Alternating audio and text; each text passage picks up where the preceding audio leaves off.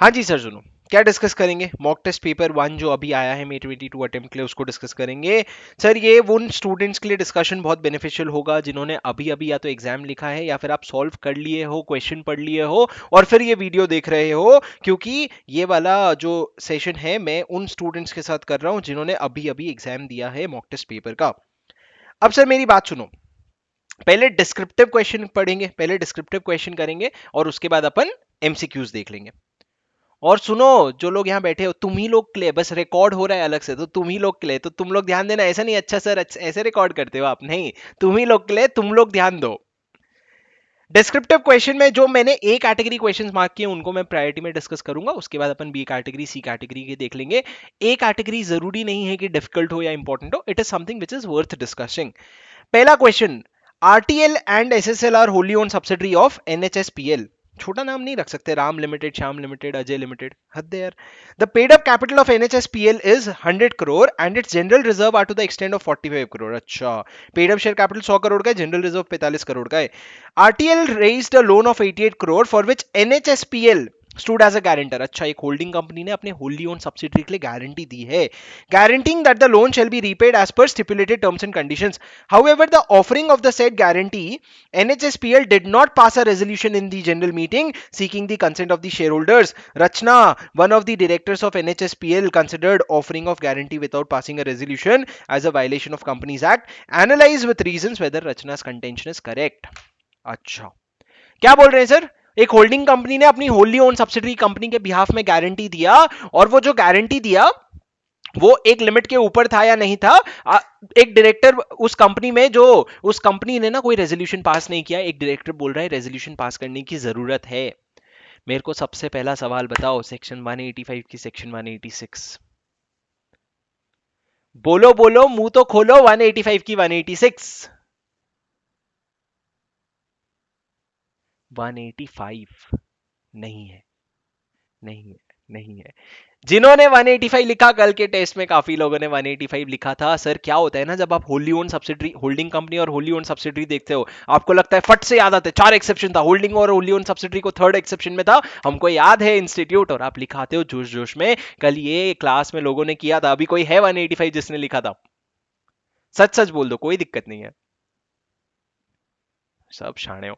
चलो सर, 186 का क्वेश्चन है, बहुत सिंपल क्वेश्चन है। जिन आपको पेड अप शेयर कैपिटल दिया गया है, फ्री रिजर्व दिया गया है, उसकी टोटल, उसका टोटल कितना आ रहा है? 100 प्लस 45, 145 करोड़। आपकी लिमिट क्या है? 60% of paid up share capital plus free reserves और 100% ऑफ फ्री रिजर्व्स।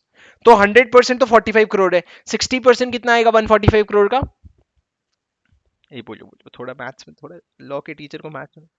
87, तो 87 करोड़ आएगा, यहाँ 88 करोड़। एकदम एज पे खेलना था, ऐसा नहीं 100 करोड़ दे दे, नहीं भाई तुम मैच करो बैठ के। तो 87 करोड़ इन्होंने 88 करोड़ का लोन दिया है। मतलब सर आपको याद है सेक्शन 186?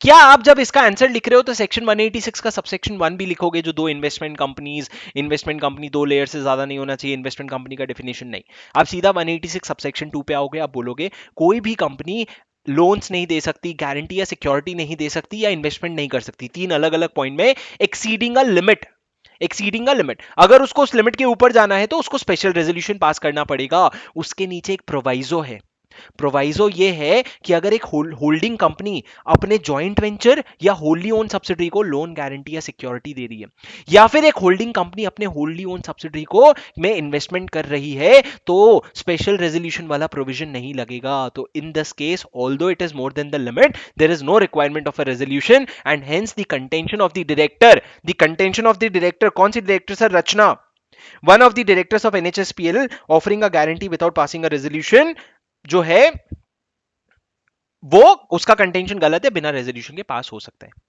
दोस्तों बिल्कुल भी 8 मार्क का क्वेश्चन नहीं था, बिल्कुल भी 8 मार्क का क्वेश्चन नहीं था, ये मैक्सिमम 5 से 6 मार्क का क्वेश्चन था। एग्जाम में नहीं आएगा, आपने क्वेश्चन के मार्क्स देख करके आपको समझ आए होंगे कि ये इतने इंपॉर्टेंट क्वेश्चन है नहीं जितना इन्होंने 8-8, 6-6 नंबर का दे रखा है। पर अपने को ब्रॉडली 186 का ये 3 पॉइंट जो मैंने बताया आप लिख लोगे ना, खत्म हो जाएगा answer.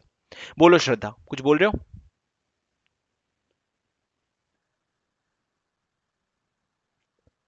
Absolutely fine, absolutely fine, बिल्कुल टेंशन मत लो। भगवान, ए भाई ये रोबोट थोड़ी है जो सब सेक्शन लिख के आए। याद आ गया तो अच्छी चीजें, नहीं आया तो सोचना भी मत, क्यों? क्योंकि you will tend to make mistakes. But मैं आगे आज ही अपने 2-3 डिस्कशन बाद में बताऊंगा, ये सेक्शन नंबर्स का सबसेक्शन लिख के आना पड़ेगा, वो अलग चीज है। लेकिन ये वाला जो स्पेसिफिक सेक्शन है उसका सबसेक्शन नहीं याद रहता है, कोई लोड नहीं है भाई। तुमको 186 याद हो जाए बहुत बड़ी बात है, ठीक है। चलो। हाँ,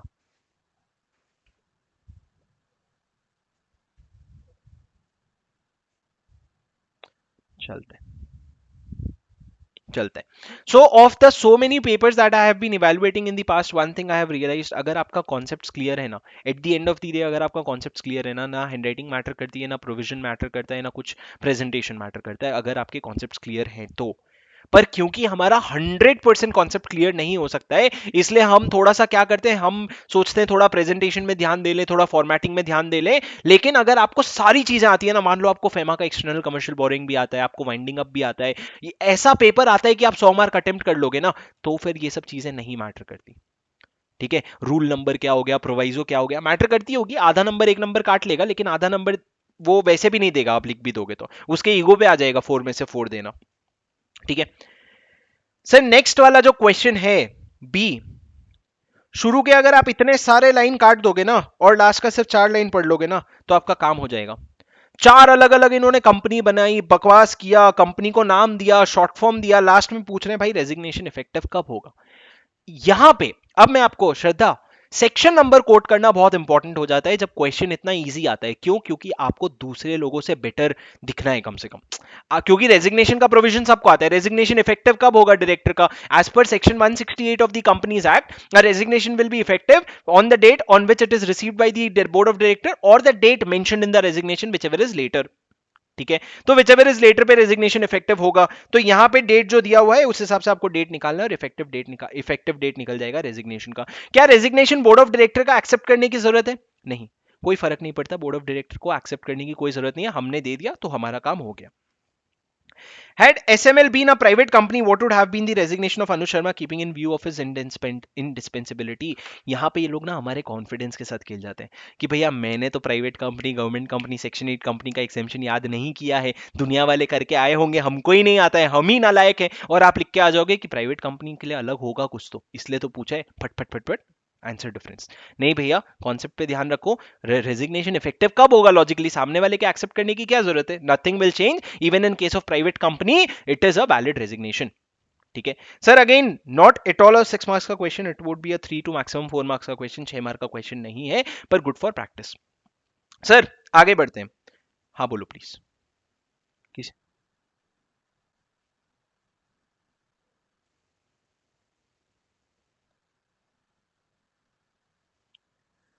good point, good good irrelevant point. Shraddha पूछ रही है change section 184 change of interest का कोट कर सकते हैं क्या? मैं हमेशा ये बोल रहा हूं, जब आप ना केस स्टडी पढ़ोगे, please learn this, okay. Now what institute is trying to do, जो आपको लास्ट वाला क्वेश्चन से भी एलओडीआर का है वो भी देख के समझा होगा, इंस्टीट्यूट आपको इतना इररिलेवेंट इंफॉर्मेशन देती है कि आपका दिमाग इधर उधर दौड़ने लग जाता है। Eight the and just read what is asked in the question at the and और उसको लिखो। क्या पूछा है कि भैया रेजिग्नेशन कब इफेक्टिव होगा, तब इफेक्टिव होगा। क्या चेंज होगा प्राइवेट कंपनी में? नहीं चेंज होगा, बस चुप। उसके आगे ये लोग ऊपर यहां पे इतनी सारी कहानियां लिखते ही इसीलिए हैं ताकि जब आप शुरू के 15 मिनट में इवैल्यूएट कर रहे हो ना, कौन सा क्वेश्चन लिखूं कौन सा क्वेश्चन नहीं लिखूं, आप बोलोगे यार ये तो बहुत गोची है, एक कैटेगरी क्वेश्चन होगा, छोड़ देता हूं बाद में देखेंगे। पर कितना आसान question at the end of the day, right? So they are doing this, you have to learn this. आप अपने दिमाग को मत भटकने दो, एट द एंड क्या पूछा है उस पर ध्यान दो। ठीक है, ये हर्षिता बोलो।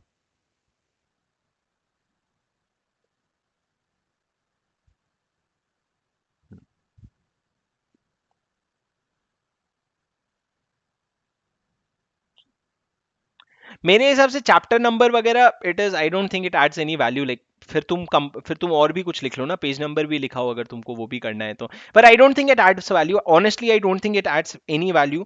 आई हैव सीन पीपल गेटिंग 4 में से 4 marks just by writing decent answer की, boss for this question for example as per section 168 of the companies act, ये चीजें मेरे हिसाब से ना, वो सब चीजें अगर आपके लिए लॉट, जैसे कुछ स्टूडेंट्स के लिए ना section number, chapter number code करना डिफिकल्ट नहीं, क्योंकि उनको पता है कि भैया चैप्टर 11 है, चैप्टर 12 है, चैप्टर 13 है, उन्होंने प्रॉपर क्लासेस किए, उनको समझाया गया है, तो उनके लिए चैप्टर नंबर कोई रॉकेट साइंस नहीं है। तो उनको पता है चैप्टर 1 to 6 कंपनीज एक्ट का जो है वही 11 to 16 है, चैप्टर 1 to 6 हमारे चैप्टर का जो है वही कंपनीज एक्ट का चैप्टर 11 to 16 है, तो वो लोग कराएंगे। पर अगर आपको लगता है यार ये सब कौन याद करेगा, छोड़ दो, don't add additional burden on yourself. Okay, next, you welcome.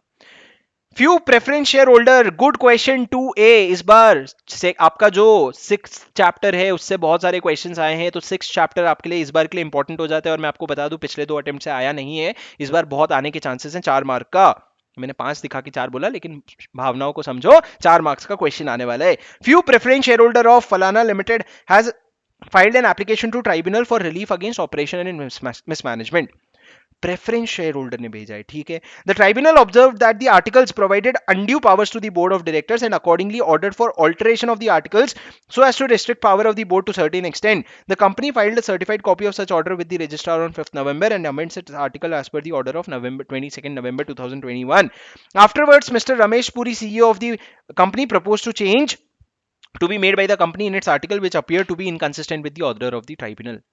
In this context, what effect such amendment in article would have been considered to have, and by what date such order of tribunal needs to be registered with the registrar? भाई बहुत simple है, बहुत straight forward question है। कि आपको concept याद है memorandum of association of article of association का कॉन्सेप्ट क्या था, कि अगर ट्राइब्यूनल को लगता है ऑल्ट्रेशन की जरूरत है तो वो ऑल्ट्रेशन ऑर्डर कर देगा। और वो जब ऑर्डर कर देगा ना, सर मैं कौन सा सेक्शन बोल रहा हूँ, section 242 of your companies act, alteration order कर देगा। अच्छा एक चीज, बिफोर बिफोर आई प्रोसीड, मेरे को एक बार चैट में फटाफट बताओगे आप लोगों ने कौन कौन से क्वेश्चन छोड़े हैं, कौन कौन से क्वेश्चन छोड़े हैं, ताकि मेरे को एक ये आए कि आप लोगों को कहाँ पे कंफर्ट नहीं। एक बार सब मेरे को चैट में फटाफट बताओगे कौन कौन से क्वेश्चन छोड़े हैं। आह, 2 जीत रहा है अभी, 3 जीत रहा है, 2 जीत रहा है, कम ऑन गाइस, 2 जीत रहा है, 3 भी जीत रहा है, 3 भी जीत रहा है। अच्छा, तो शुभम तो अलग ही चल रहा, आरजू भी अलग ही चल रही। दो, नहीं मैंने इसे कौन सा क्वेश्चन छोड़ा है, पूरा ऑप्शन में छोड़ा है। ओके ओके, ब्रॉडली 2 और 3 छोड़ा है, ठीक है, 2 और 3 छोड़ा है सर। लेकिन आप देख लो 2 कितना इजी था, 242 का क्वेश्चन था, बहुत सिंपल आंसर ये था कि ट्राइब्यूनल अगर चाहे तो ऑर्डर कर सकता है कि आपका अमेंड आर्टिकल और मेमोरेंडम अमेंड होगा, और वो जब अमेंड कर देगा तो सारी चीजें कंप्लाई हो गई है ऐसा मान लिया जाएगा और अमेंडमेंट इफेक्टिव हो जाएगा। और जब एक बार अमेंडमेंट हो जाएगा ना, तो उससे इनकंसिस्टेंट कोई भी अमेंडमेंट नहीं, आप नहीं कर सकते without the leave of the tribunal. तो यहाँ पे जो सीईओ कोशिश कर रहा है ना कि मैं चेंजेस करूंगा जो इनकंसिस्टेंट है, वो नहीं कर सकता लीव, ट्राइब्यूनल का लीव लिए बिना। और सर जब ट्राइब्यूनल ऐसा कोई ऑर्डर पास करता है तो आपको 30 दिन के अंदर जाके आरओसी के पास रजिस्टर करवाना पड़ता है। यहां पे सर इन्होंने ऑर्डर कब पास किया था, The company filed a certified copy of the order registered on 5th November and amended its article as per 22nd November. Afterwards, the CEO proposed to make a change. आपको sir कितने दिन के अंदर order pass करना पड़ता है, कितने दिन के अंदर अपील ऑर्डर फाइल करनी पड़ती है आरओसी के पास, 30 दिन के अंदर ऑर्डर पास फाइल करनी होती है। ये पूछ क्या रहा है, whether this can amend its article to incorporate changes proposed by Mr. Ramesh and what could be the consequences of the same। Sir अगर आप ना जबरदस्ती चेंज कर दोगे ना, वैसे आपको आर्टिकल चेंज करना अलाउड नहीं है, लेकिन अगर आप जबरदस्ती चेंज कर दोगे तो कंपनी पे पेनल्टी लगेगी 1 लाख रुपए से 25 लाख रुपए, और ऑफिसर इन डिफॉल्ट पे पेनल्टी लगेगी 25,000 to 1 lakh rupees, 25,000 to 1 lakh rupees. So there is a penalty that will be applicable to both company and officer in default, and that you will have to quote here. तो it's okay if you don't write that, but मेरे को नहीं लगता ये question 4 mark से ज्यादा का है। मतलब बेसिकली सर आपका पेपर 70 मार्क का डिस्क्रिप्टिव जो है उसमें सिर्फ 45-50 मार्क्स का इन्होंने कंटेंट पूछा है। ठीक है, बोलो शुभम।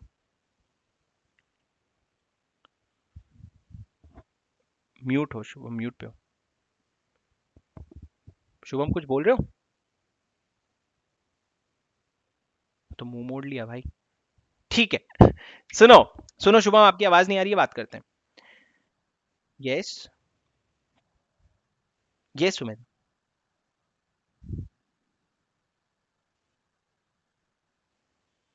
हाँ, नहीं ऐसा कोई, हाँ बोल।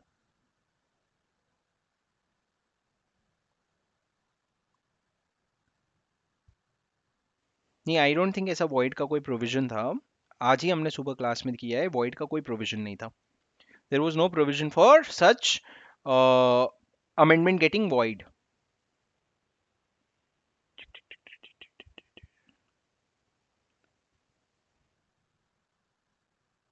हाँ ये शुभम, एक सेकेंड।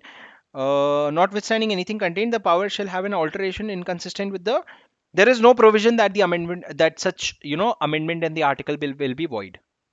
Okay, बोलो शुभम.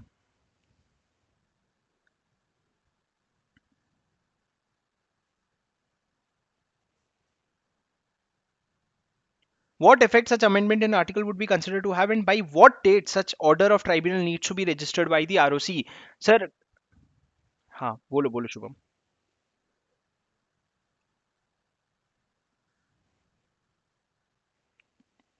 देखो, प्रोविजन तो ये है कि company to file certified copy of order NCERT order with ROC within 30 days. तो आपको 30 दिन के अंदर फाइल करना पड़ेगा. Certified copy of order altering और giving leave to the tribunal to be filed with ROC by company within 30 days. मतलब कोई भी ऑर्डर हो आरओसी का एनसीएलटी का, आपको 30 दिन के अंदर फाइल करना पड़ेगा. ऑर्डर कब आया था? ऑर्डर कब आया था इस केस में?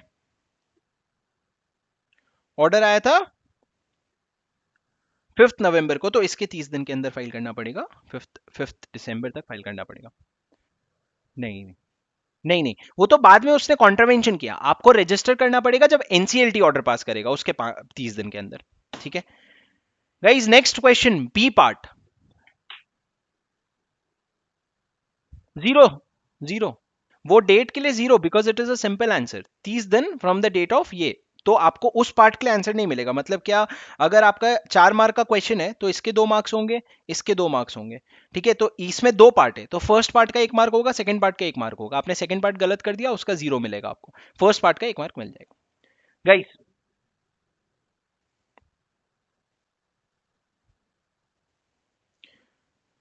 the tribunal observed that article provided undue power to the board of director and accordingly ordered for alteration of the article so as to restrict the power of the board. The company filed a certified copy of the order with registrar on 30 days. और ये पूछ रहा है भाई what date such order of tribunal needs to be registered with the ROC. There is some conflict. हाँ, ये तो बोल रहे हैं कि इन्होंने ROC के पास ऑर्डर ही फाइल कर दिया 5 नवंबर को. ऑर्डर की डेट नहीं है, और इन्होंने आंसर में क्या लिखा है देखते हैं, चलो. क्वेश्चन 2 1, ये रहा.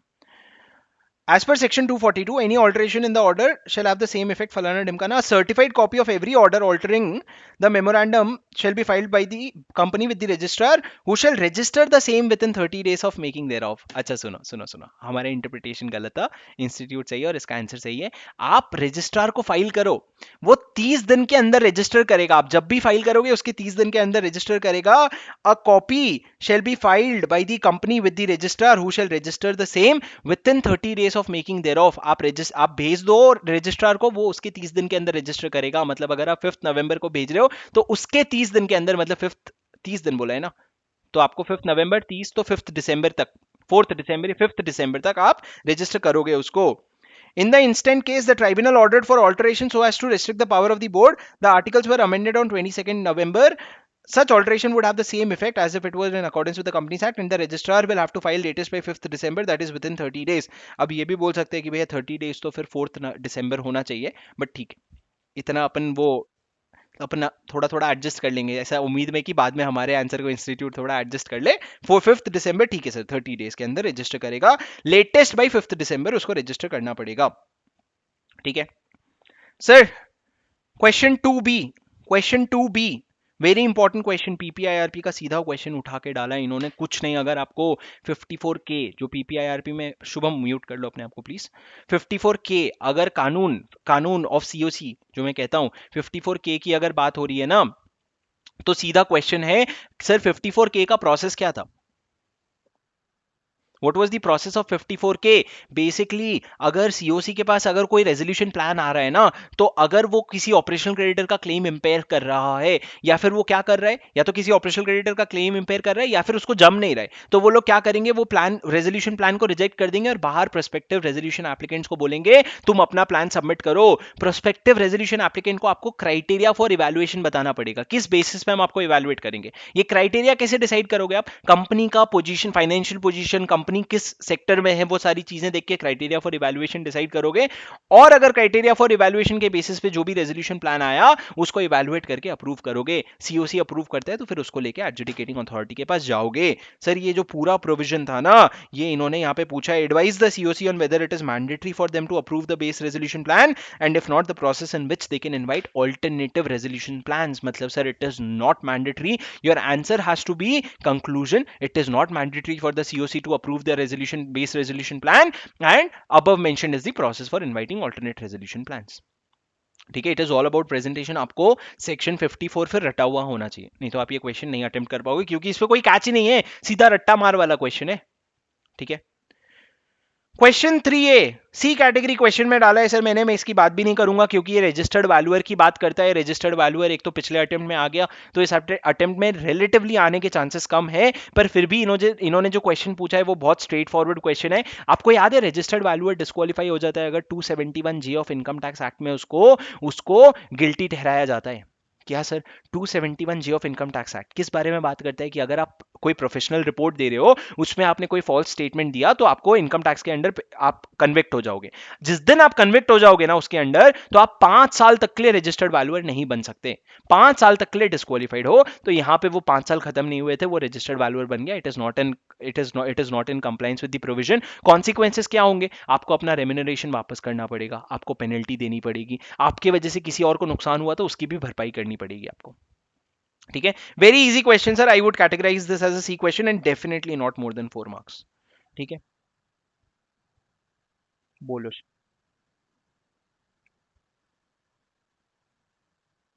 नहीं नहीं नहीं नहीं नहीं नहीं नहीं Shirin, again don't go for marks, the marks this time इधर इन्होंने जो एमटीपी में मार्क्स दिए हैं वो गलत है, ये 4 मार्क्स से ज्यादा का क्वेश्चन नहीं है। पर अगर मान लो अगर कसम से अगर 8 मार्क का एग्जाम में आ जाता है ना, तो हाँ आपको एलिजिबिलिटी के 3-4 पॉइंट, सारे तो आपको याद भी नहीं आने, जितने याद आ रहे हैं वो भी लिखने हैं, मतलब जितना ज्यादा लिख सकते हो। जैसे कि मैं बताता हूँ, अभी जो पिछला गया वो अटेम्प्ट था उसमें रजिस्टर्ड वैल्यूअर का क्वेश्चन आया, तो स्टूडेंट्स ने अननेसेसरली रजिस्टर्ड वैल्यूअर का इंट्रोडक्शन भी लिखा कि रजिस्टर्ड वैल्यूअर कौन होता है, उसको अपॉइंट कौन करता है, उसका ड्यू डिलिजेंस वाला काम होता है। भाई नहीं लिखना था, सीधा पेनल्टी पूछ रहा था। 2 मार्क का आया था रजिस्टर्ड वैल्यूअर का फर्स्ट पार्ट, करेक्ट 2 पार्ट में आया था अगर आपको याद होगा तो basically it was not relevant. यहां पे भी एग्जाम में नहीं आएगा, टेंशन मत लो, लेकिन अगर 8 मार्क का आ गया तो पहले तो खुश हो जाना, फिर लिख देना eligibility.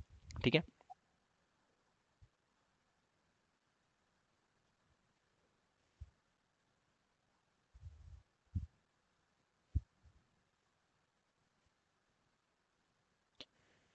Okay so the question is, यहाँ पे इनकम टैक्स एक्ट का सेक्शन नहीं लिखा तो चलेगा क्या? 271 जे एक ऐसा सेक्शन है जो आपको इनकम टैक्स की वजह से भी याद होना चाहिए। दूसरा, यहाँ पे भी क्योंकि अलग से इन्होंने 271 जे लिखा है ना, तो आपको याद करना पड़ेगा। बहुत सारे एक्ट्स में ऐसा भी आता है, recovery will happen as per income tax, तो वहां पे आपको नहीं घुसना है क्या इनकम टैक्स का कौन सा रिकवरी वाला प्रोविजन है, लेकिन यहाँ पे अलग से लिख दिया ना। और मैं इस स्पेसिफिक क्वेश्चन का आंसर ये दूंगा, एमटीपी में है ना, याद कर लो। ठीक है, ऐसा नहीं होना चाहिए एग्जाम में उठ के आया और हमको अखरा रहा है, एमटीपी में है, याद कर लो।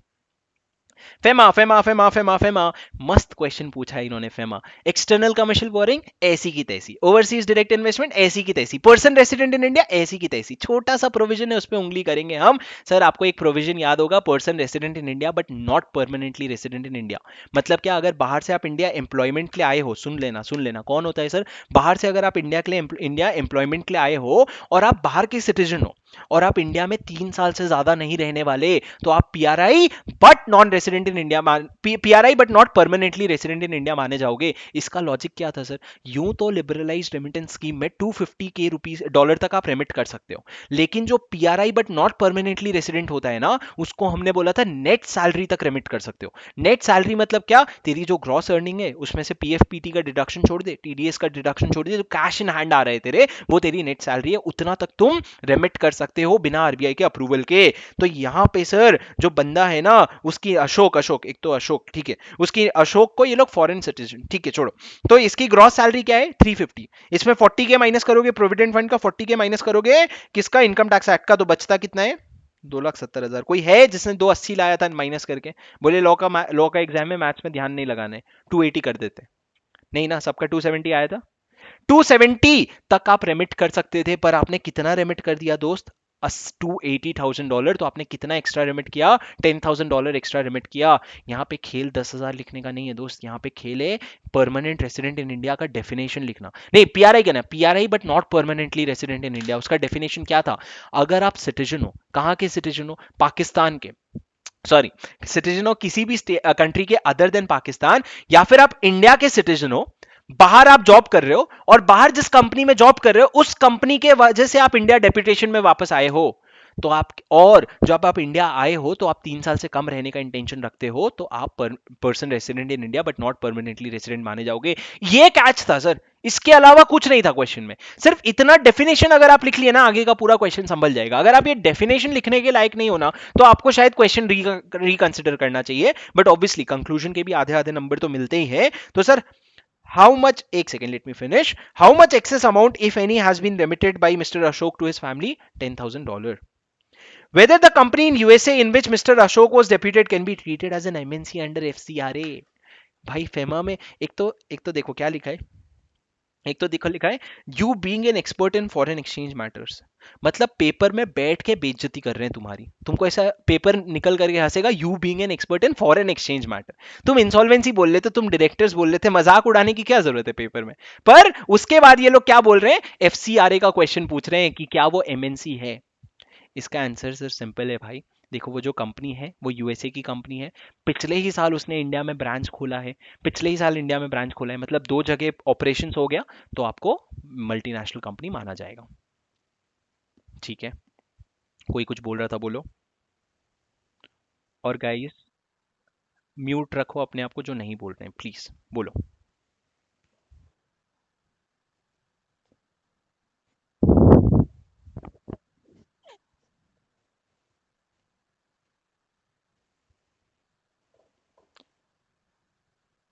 सो tell me one thing, it so the question is, question तो पूछ रहा है एक्सेस अमाउंट क्या है, तो फिर डेफिनेशन के मार्क्स क्यों है, राइट? पर क्वेश्चन तो आपको एक ही पॉइंट पूछेगा ना, आपको पूरा साइड का बताना तो पड़ेगा ना।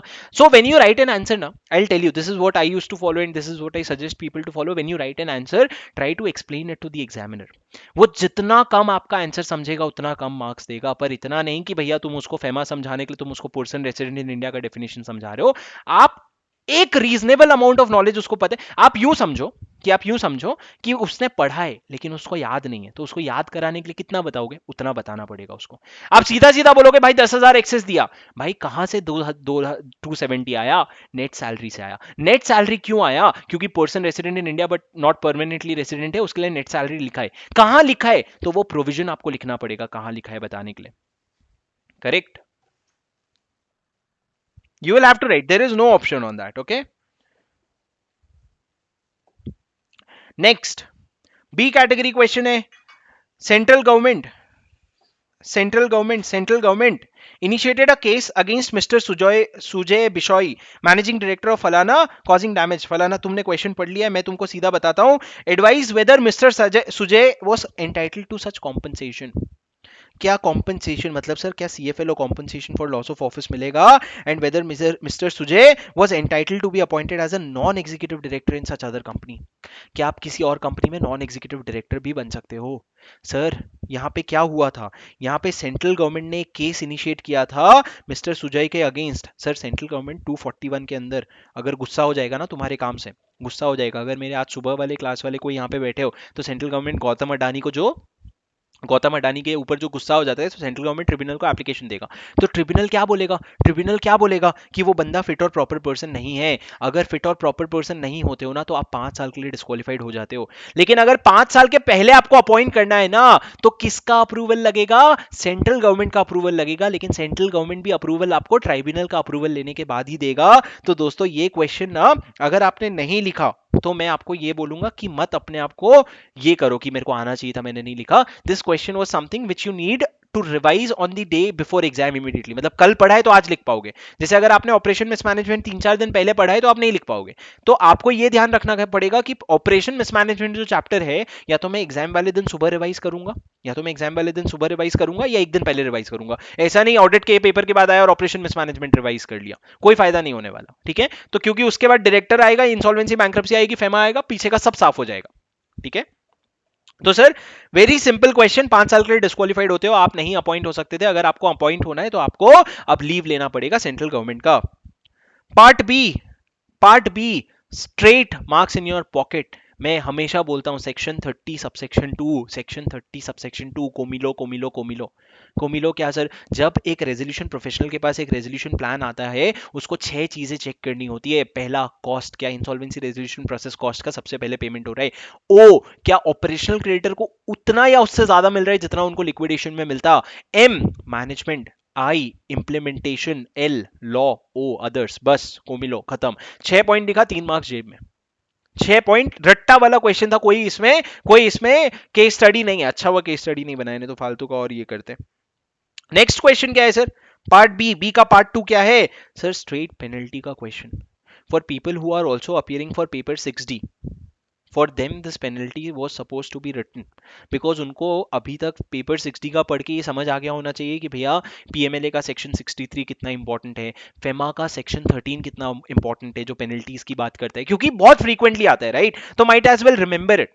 पर यहां पे सर सेक्शन 63 का स्ट्रेट क्वेश्चन है। मिस्टर राम ने examine the legal position of mister Ram with respect to the act committed. यहां पे राम ने क्या किया? खुद के खिलाफ गलत इंफॉर्मेशन देके खुद के खिलाफ केस शुरू करवा लिया। एक तो आप लिखना राम पागल है, दूसरा आप राम की पेनल्टी लिखना, ठीक है?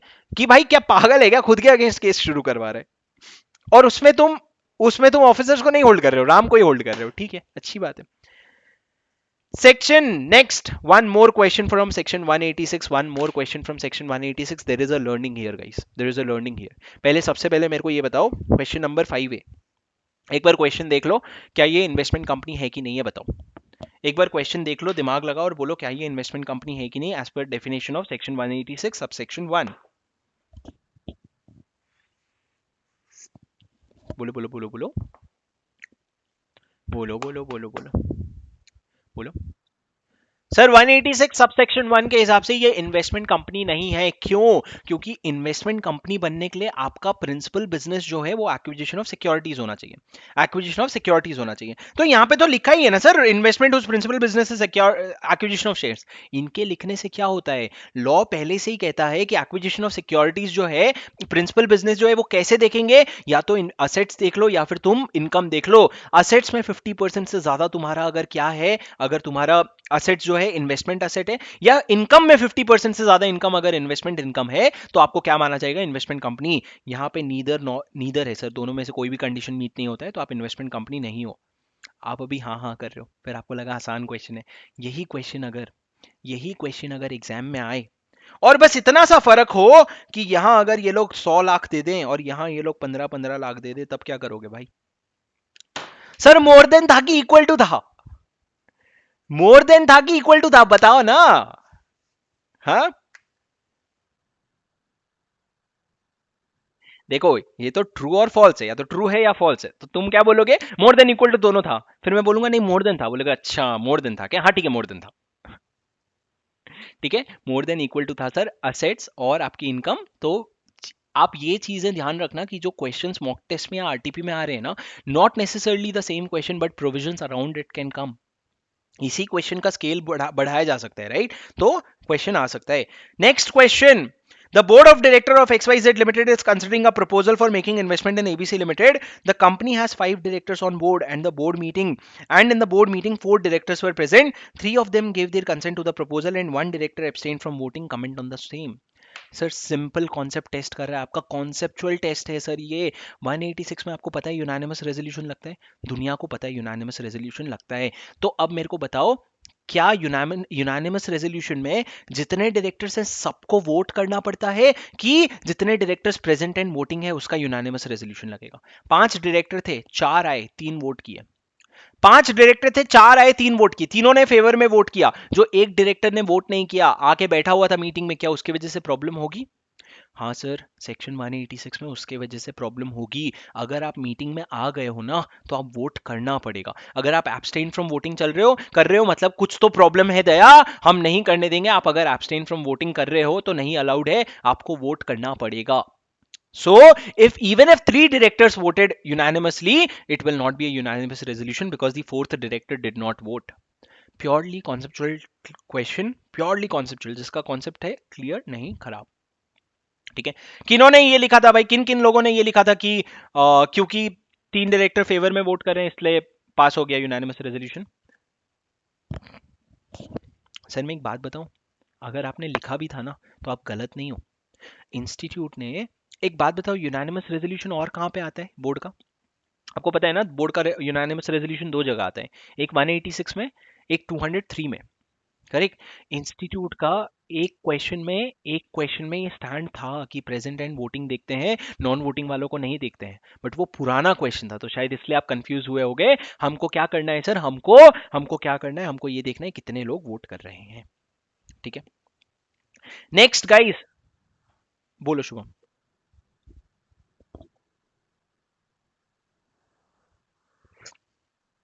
तो फिर तो क्वेश्चन इजी हो जाता भाई, जिसने वोट नहीं किया अगर वो अगेंस्ट में वोट कर देता तो आसान था ना, 100% रेजोल्यूशन वैसे ही नहीं पास हुआ।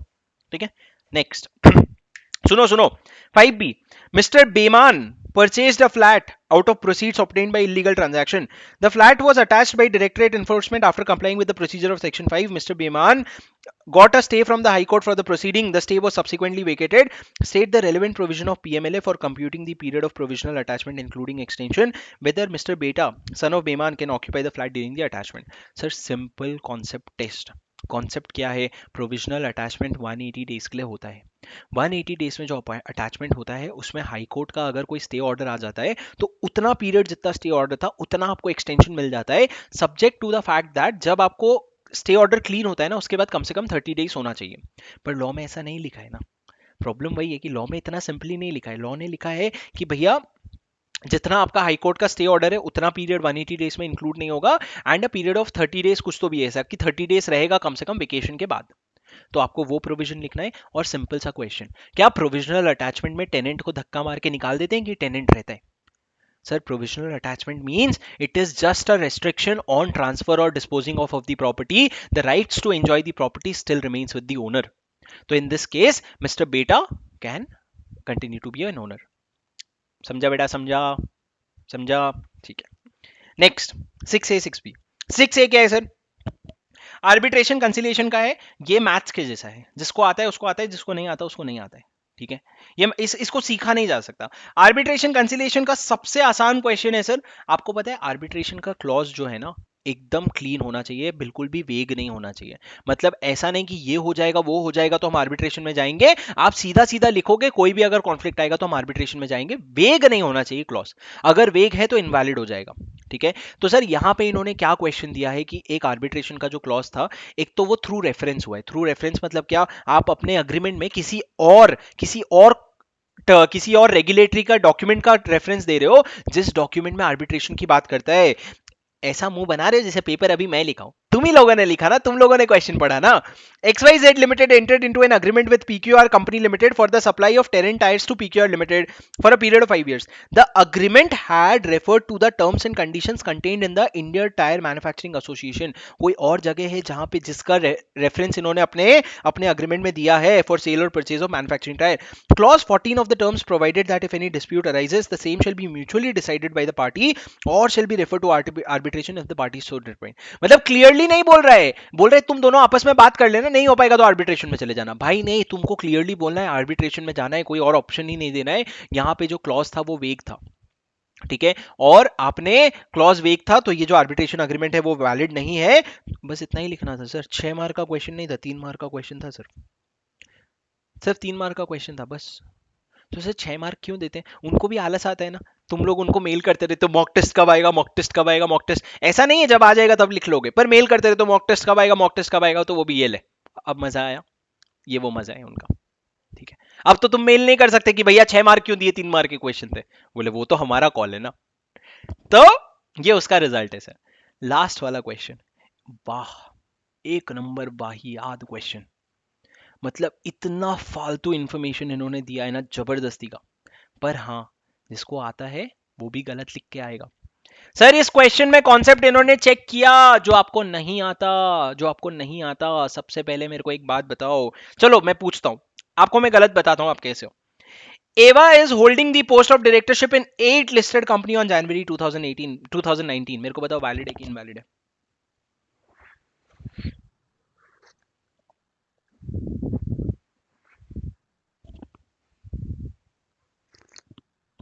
क्यों भाई, क्यों वैलिड है?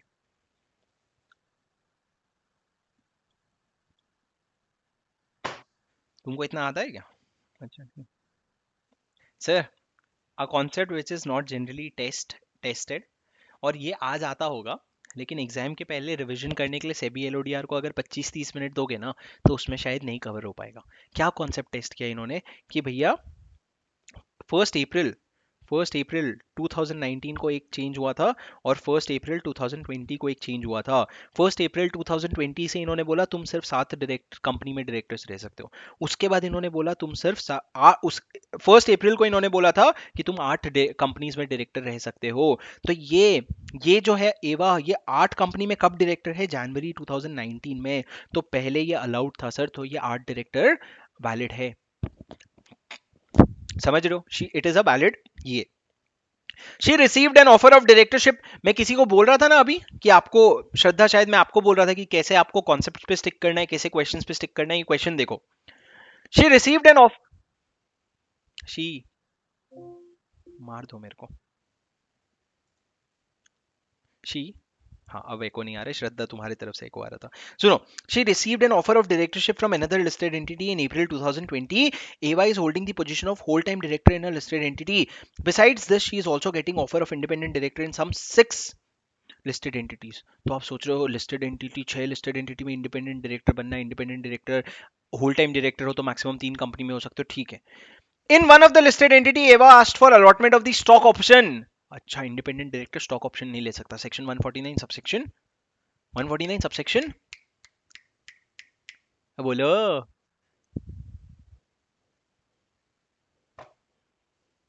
चलो अब तुम 6, 7, 9, 10 कर लोगे, जाने दो। सुनो सर, स्टॉक ऑप्शन नहीं दे सकता Eva as per the independent director has to devote much time in reading and understanding the agency items put forwarded to her before the general meeting. She expects to be rewarded with suitable compensation. Eva is a chartered accountant in one of the listed entities. She was offered to hold the position of the chairperson in the meeting of the audit committee. Chairperson बनने की बात हो रही है listed company में, तो sir based on the profile, whether Eva can join the 9th listed company with effect from April 2020? No. 7 company में maximum director हो सकते हो, नहीं बन सकते यहाँ पे। एवा is holding the position of full time director in a listed entity. In how many more company can she become an independent director? Sir ऊपर 6 कम इंडिपेंडेंट डायरेक्टर का ऑफर आया था, वो सब बकवास है। कितना कर सकते हो होल्ड? बस 3 इंडिपेंडेंट डायरेक्टर की पोजीशन होल्ड कर सकते हो, in addition to 1 full time directorship in a listed company. Whether Eva can be a chairperson in the audit committee of the board in a listed entity? Whether Eva can be a chairperson in the audit committee of the board in a listed entity? तो sir audit committee में अगर आपको chairperson बनना है तो आपको, एक तो आप इंडिपेंडेंट डायरेक्टर होने चाहिए, दूसरा आप फाइनेंशियली लिटरेट होने चाहिए। इन दिस केस बिकॉज एवा is a chartered accountant, in this case because Eva is a chartered accountant, she can be considered to be financially literate, and she can become a chairperson of the audit committee provided she is an independent director of that same listed entity. जिस listed entity में आपको appoint करने की बात कर रहे हैं उस लिस्टेड एंटिटी में आप इंडिपेंडेंट डायरेक्टर हो। सर एक एमसीक्यू बस डिस्कस कर लूंगा आप लोगों के साथ, सिंपल है, एमसीक्यू डिस्कस भी नहीं करूंगा। क्वेश्चन नंबर 18, बस आपको कॉन्सेप्ट बता देता हूं। डी मर्जर ना सर दो तरह का होता है। क्या दो तरह का? अगर ए लिमिटेड, अगर एक कंपनी है ए बी लिमिटेड, ठीक है, वो स्प्लिट होके बन जा रही है ए लिमिटेड और बी लिमिटेड, तो in that case this is called as total demerger. मतलब एक कंपनी दो कंपनीज में बढ़ गई, जो ओरिजिनल कंपनी था उसका एग्जिस्टेंस ही नहीं है। लेकिन अगर एक कंपनी है टाटा मोटर्स, अगर उसके दो डिवीजन है और एक डिवीजन उसका स्प्लिट होकर दूसरी कंपनी बन जा रही है ना, तो इसको कहते हैं पार्शियल डीमर्जर, क्योंकि जो ओरिजिनल कंपनी थी वो अभी भी एग्जिस्ट करती है। तो अब इस कॉन्सेप्ट पे पढ़ो। B real estate developer limited was demerged to B reality construction and developers limited and B real estate developers limited. Choose the correct option from the given below. Type of merger, sir total demerger है क्या? नहीं, यहाँ पे जो company originally थी वो अभी भी एग्जिस्ट करती है, तो टोटल डीमर्जर नहीं है। पार्शियल है, हाँ। इंटरनल रिकंस्ट्रक्शन है, काय का? Demerger in the nature of purchase, काय का? तो एक ही ऑप्शन है सर, पार्शियल डीमर्जर। ठीक है, बहुत इजी क्वेश्चन था। इसके अलावा सारे के सारे एमसीक्यूज जो हैं बेहद आसान है, पर इसका मतलब ये नहीं कि एग्जाम में वो एमसीक्यूज आएंगे। What is my learning for you guys out of this MTP?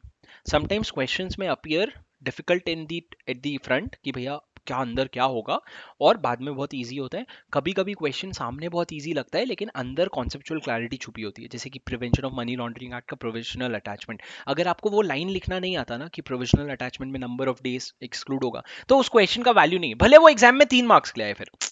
The point is not about marks. The point is if you don't know how to write that line, that question may seem easy at the front, but when you go to write it, you may not. और जिन्होंने दिया है ना paper, उनको ये पता होगा कि ऐसा होता है बहुत बार। हमको लगता है आसान था, पर आसान नहीं होता है। तो पॉइंट ये है दोस्त कि आपको, जब आप फर्स्ट 15 मिनट में क्वेश्चन पढ़ रहे हो ना, you will have to be very smart. आप देखो, बहुत सिंपल है, मैं आपको बताता हूँ। आपको एक ही क्वेश्चन डिसाइड करना है कौन सा आपको छोड़ना है। तो जो एक क्वेश्चन आप लास्ट में डिसाइड कर रहे हो ना, लास्ट के 3-4 मिनट उसके लिए छोड़ देना, और उसको एक बार ढंग से पढ़ लेना कि भैया ये क्वेश्चन क्या मेरे को सही में नहीं आता, मतलब उसका लास्ट में आस्क क्या है क्वेश्चन का, what is the ultimate ask of the question, ये एक बार पढ़ लेना। और अगर आपको फिर भी लगे हाँ यार ये मेरे को नहीं आता, तो छोड़ देना। क्यों? क्योंकि एक बार पेपर लिखने के लिए फ्लो में घुस जाओगे ना, फिर आपको समय नहीं मिलेगा डिसीजन चेंज करने के लिए। फिर आप ये नहीं डिसाइड कर सकते अरे इसका एक पार्ट लिख लिया हूं, इसको छोड़ देता हूं, ये सब करोगे ना, मेस हो जाएगा पेपर में। तो वो शुरू के 15 मिनट में you will have to be very careful. और जैसा कि आज आपने पेपर में किया, आप शुरू में एमसीक्यू सॉल्व करने लग गए। भाई देखो, आपको पता है 30 एमसीक्यू तो मेरे को करना ही है, आपको पता है फर्स्ट क्वेश्चन तो मेरे को करना ही है। 15 मिनट मिले क्यों है? आंसर सॉल्व करने के लिए नहीं, 15 मिनट आपको डिसीजन मेकिंग के लिए बनाए। तो सेकंड क्वेश्चन से सिक्स्थ क्वेश्चन को इतना सीरियसली पढ़ो कि आप सही डिसीजन ले रहे हो, ठीक है? ताकि आपको बाद में कोई क्वेश्चन लिखते वक्त नहीं पता चले कि अरे यार ये मैं छोड़ देता तो अच्छा रहता, इससे ज्यादा तो मेरे को उसमें आता है। और मैं ये बता रहा हूँ, ये गलतियां मैंने खुद की है, बट एटलीस्ट कोई सामने से बता रहा है तो कम से कम सीख सकते हैं अपन, कर सकते हैं, फिर क्या है ना? चलो guys, I think that's it from my and. I'll end the recording and I'll take your doubts if any. All right. Thank you.